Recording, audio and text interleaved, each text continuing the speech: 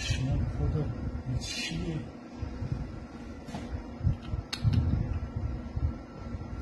دومین بار من همچین چیزی میبینم اینجا.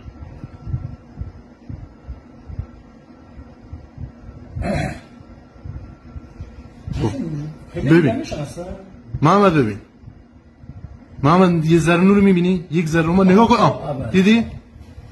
نگاه کن، نگاه کن. آخه چراغ قوه اینجا مثل چی نیست داداش، چراغ قوه نیست. نگاه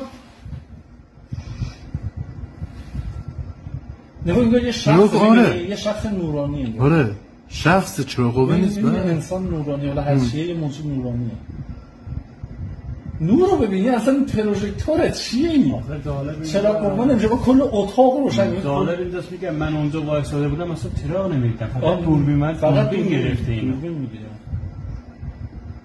دوربین نه، مادون قرمزه. این مادون قرمزه میگیرن. نگاه کن نه چه نوری داره. از پروژکتوری که ما اینجا داریم روشن می‌کنه قوی‌تر میزنه. به اتفاق محسن گفتم اگه انعکاس بود، من انعکاست چیه؟ یه دونه به وسط می‌زدیم همه جا انعکاس. کجا انعکاس؟ نگاه کن، نگاه کل محیط روشن شده. انبار اینجا ما رنگش نیست، رنگ سبز شد. رنگ سبز شد.